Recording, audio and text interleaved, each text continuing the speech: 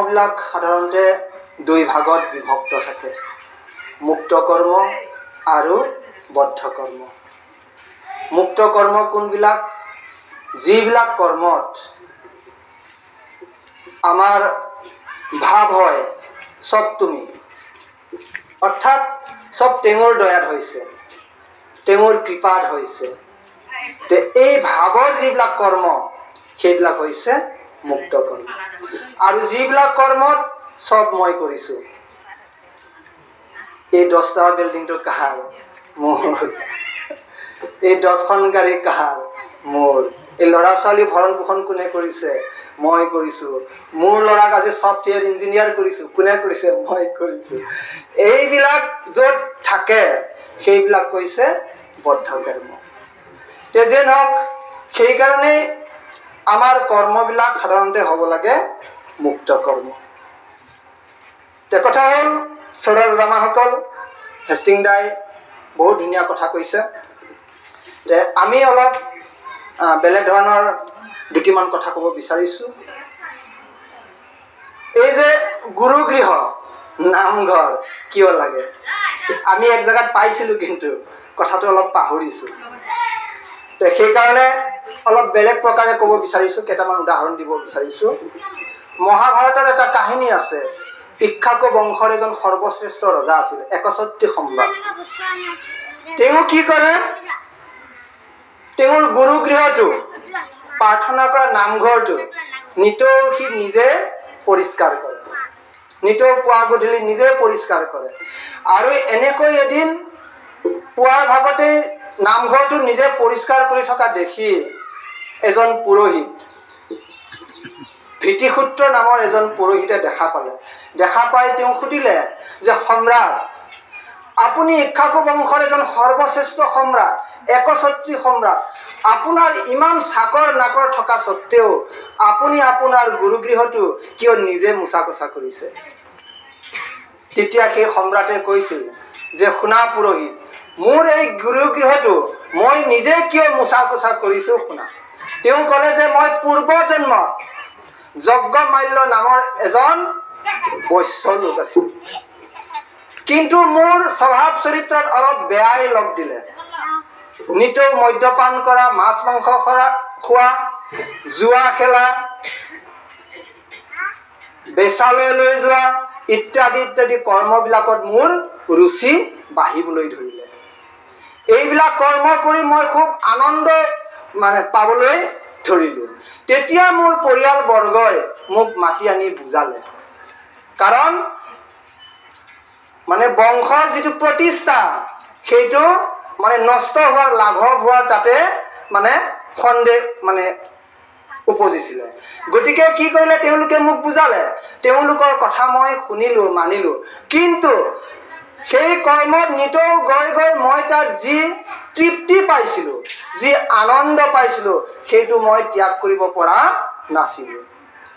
আৰু পৰৱৰ্তী সময়তো মোৰ সেই কৰ্ম মই ধাৰাবাহিকভাৱে চলাই নিছিলো। ইয়াৰ কাৰণে কি কৰিছিলে? পৰিয়ালবৰ্গই মোক মাৰপিট কৰি, গালি খোপনি দি ঘৰৰ পৰা তেজপুত্ৰ কৰি বাহিৰ কৰি দিছিল। আৰু মই দুখত এখন অৰণ্যৰ মাজেৰে কেৱল গৈ আছিলো আৰু ভাগৰ ভোক পিয়াহত মই লালকাল হৈ পৰিছিলো। অৱশেষত গৈ অৰণ্যৰ মাজত মই এটা ভঙা জুপুৰি ঘৰ পাইছিলো। আৰু তাতে অলপ জিৰণি লওঁ বুলি মই সেইটো সাৰি মুচি চাফ চুফ কৰিলো। সাৰি মুচি চাফ চুফ কৰাৰ পিছত মই দেখিলো সেইটো কোনোবা এজন ব্ৰহ্মজ্ঞ পুৰুষে বা কোনোবা ঋষি মুনিয়ে তাতে তপ জপ কৰি তাতে দেহ ত্যাগ কৰি পৰম ধামলৈ গতি কৰিছে। তেওঁ ক'লে পিছত যে, মই যে আজি এই যে ইক্ষ্বাকু বংশৰ সৰ্বশ্ৰেষ্ঠ ৰজা, মই যে এই জীৱনৰ শেষ মুহূৰ্তত ভঙা চিঙা হলেও ঈশ্বৰৰ গুণগান কৰা, ঈশ্বৰৰ নাম লোৱা সেই ঠাইখন যে মই সাৰি মুচি চাফ চুফ কৰিছিলো, সেই পুণ্যৰ বলত আজি ইক্ষ্বাকু বংশৰ সৰ্বশ্ৰেষ্ঠ ৰজা।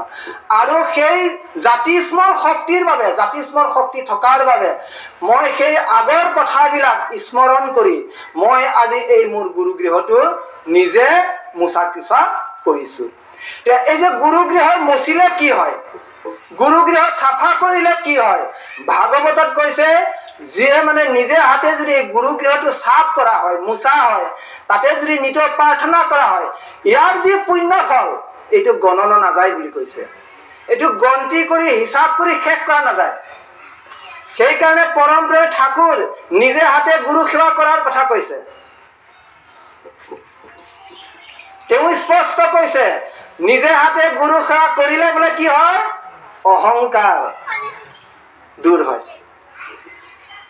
এই কথা ভাগৱততো ধুনীয়াকৈ কৈছে যে ভাগৱতত কি ক'লে যে গুৰুগৃহটো নিজে মোচা কচা কৰিলে যি পুণ্য হয়, সেই ফলটো বোলে সেই পুণ্যটো মানে গণনা নাযায় বুলি কৈছে। হিচাপ কৰি মানে শেষ কৰিব নোৱাৰি। আৰু কৈছে যে মহাভাৰতত যি ঘৰত পুৱা গধূলি প্ৰাৰ্থনা নহয়, প্ৰাৰ্থনাৰ সময়ত যি ঘৰৰ আইগৰাকীয়ে গ্ৰাম্য কথাত ব্যস্ত হৈ থাকে, কিবা মেল মিটিং মাতি থাকে, কৈছে সেই ঘৰ হৈ নাথাকে, বাটলৈ ৰূপান্তৰ হয়, সৰ্পৰ আলয় হয় বুলি কৈছে। সাপে বাল হয়। সেইখন ঘৰ হৈ নাথাকে, সেইখন বাটল হয় বুলি কৈছে। সৰ্পই মানে তাতে জাগা লয় বুলি কৈছে। পৰম প্ৰেমী ঠাকুৰ পুণ্যপুথিত কৈছে যি স্থানত পুৱা গধূলি প্ৰাৰ্থনা নহয়, ঈশ্বৰৰ গুণগান নহয়, শ্মশান তুল্য, শ্মশান তুল্য বুলি কৈছে। আৰু যি ব্যক্তিৰ হৃদয়ত ঈশ্বৰৰ গুণগান নাই, ঈশ্বৰৰ নাম নাই, তেওঁৰ দেহটো ৰোগৰ মন্দিৰ হৈ পৰে বুলি কৈছে। এইবিলাকৰ পৰাই প্ৰমাণ হয় যে গুৰুগৃহ অলপ থকাটো প্ৰয়োজন কিমান। মহাপুৰুষ শ্ৰীমন্ত শংকৰদেৱ, শ্ৰী শ্ৰী মাধৱদেৱ এওঁলোকেও কৈ গৈছে যি স্থানত ঈশ্বৰৰ গুণগান হয়, দ্বিতীয় বৈকুণ্ঠ বুলি কৈছে, সেইটোৱেই সত্ৰ বুলি কৈছে। নিশ্চয় কৰি কহু শুনা সাৱধানে কৰি ভকত যি স্থান থাকে সেই পুণ্য ভূমি। শ্ৰৱণ কীৰ্তন মোৰ কৰে যত্ৰ যত্ৰ, দ্বিতীয় বৈকুণ্ঠ সিটো তাকে বোলে সত্ৰ। যি স্থানত পুৱা গধূলি প্ৰাৰ্থনা হয়, দ্বিতীয় বৈকুণ্ঠ। যি স্থানত পুৱা গধূলি প্ৰাৰ্থনা হয়, সেইটোৱেই হৈছে সত্ৰ। এইবিলাকৰ পৰাই প্ৰমাণ হয় যে ঈশ্বৰৰ প্ৰাৰ্থনা কৰা এটি গৃহ থকাটো প্ৰয়োজন কিমান। আমি এই কৃষ্ণদাৰ গৃহত বোধহয় ৩-৪ বছৰ মান আগত এবাৰ আহিছিলো এদিন। আমি সেইদিনাখন আহি গম পাইছিলো ইমান প্ৰতিকূলৰ মাজত অনুকূলক কেনেকে ধৰি ৰাখিব। ইমান প্ৰতিকূল, ইমান বিৰোধ, ইমান প্ৰতিকূলৰ মাজত তেওঁ অনুকূলক কেনেকৈ ধৰি ৰাখিব। কিন্তু আজি সেইদিনাখন যেতিয়া এই খবৰটো পালো যে কৃষ্ণদাৰ ঘৰত মানে ঠাকুৰ গৃহৰ মুকলি মানে সৎসংগ, তেতিয়া সেইদিনাখন আমি ভাবিছিলো যে আমাৰ ভবাটো কি হ'ল, ভুল হ'ল। আমি ভাবিছিলো কি ইমান প্ৰতিকূলৰ মাজত অনুকূলক ধৰি ৰাখিব নোৱাৰে। আমাৰ যি ধাৰণা এইটো আজি ভুল হ'ল। এইটো হৈছে প্ৰকৃত তেওঁ বীৰ পুৰুষ। বীৰ পুৰুষ যিসকল প্ৰকৃত বীৰ পুৰুষ তেওঁলোকে এইবিলাক মানে নভবা নিচিন্তা কামবিলাক কৰিব পাৰে। ইমান প্ৰতিকূলৰ মাজতে তেওঁ অনুকূলক ধৰি ৰাখিছে, এটা নভবা নিচিন্তা কাম, যিটো অসম্ভৱ সেইটো সম্ভৱ কৰিছে।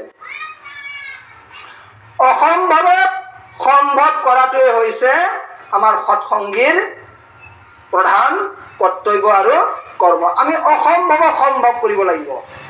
আমি যেতিয়া দীক্ষা গ্ৰহণ কৰিছিলো, সদায় ব্ৰহ্মদা সাক্ষী আছে, কিমান প্ৰতিকূল, মাৰপিটকে আদি কৰি কেছ মোকৰ্দমালৈকে। সেই সময়ত আমি ইমান নাম কৰিছিলো, ইমান নাম, মানে 24 ঘণ্টা বুলি ক'লেও ভুল নহয়। আৰু এই যে নামৰ প্ৰভাৱটো সেই সময়ত আমি উপলব্ধি কৰিছিলো। নাম কৰিবলৈ হলে কিবা এটা শব্দ হৈ কিন্তু মাত দিয়ে, সেই তাতেই মানে সাৰ পোৱা যায় যে নাম কৰিবলৈ সময় হ'ল, প্ৰাৰ্থনা কৰিবলৈ সময় হ'ল।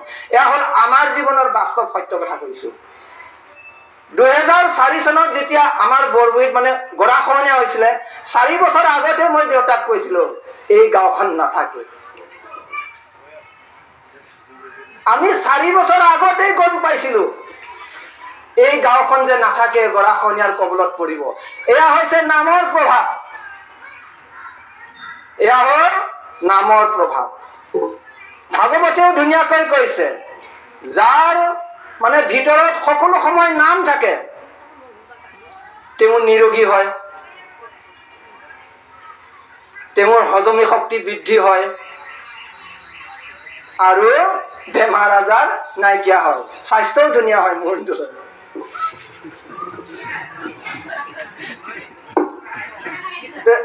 শ্ৰোতা দাদাসকল, এই যে নামৰ প্ৰভাৱ, আমি কিবা এটা কাৰণত নামটো কিন্তু অলপ কমাই দিছো। আমাৰ জীৱনত কিবা এটা হৈছিলে, আমি সেইটো কেতিয়াবা বেলেগ এটা সময়ত কম যে কিয় আমি নামটো মানে কমাই দিছো। মানে এনেকুৱা হৈ যায় কেতিয়াবা নাম কৰোঁতে কৰোঁতে কেই ঘণ্টা হ'ল, কিমান সময় পাৰ হ'ল, পোহৰ হ'ল নে কি হ'ল, বেলি ওলাল নে কিন্তু গম পোৱা নাযায়, এনেকুৱা হৈ যায়। সেইকাৰণে আমি নামটো অলপ কমাই দিছো। যিয়ে নহওক, সময়ৰ প্ৰতি লক্ষ্য ৰাখি আমাৰ ইষ্টৰ কথা আমি চমু কৰিব লাগিব। আমি আজি এই শুভ অনুষ্ঠানত আমাক দুআষাৰ ক'ব দিয়াৰ বাবে শ্ৰদ্ধাৰ পুৰোহিত ঠাকুৰৰ পাঞ্জাধাৰী কৰ্মী, আমি তেখেতলৈ জয়গুৰু নিবেদন কৰিছোঁ। আপোনালোক সকলোলৈকে জয়গুৰু নিবেদন কৰিছোঁ, কিয়নো কাৰণ আমাৰ দৰে এজন অনভিজ্ঞ ব্যক্তিৰ কথাবিলাক ইমান মনোযোগেৰে শুনিছে, সেইকাৰণে আপোনালোকলৈ জয়গুৰু। আজি এই অনুষ্ঠানৰ আয়োজক গৃহস্থ পৰিয়ালবৰ্গ, তেওঁলোকলৈকে আমি জয়গুৰু। সদৌ শেষত আপোনালোক সকলোৰে কুশল মংগল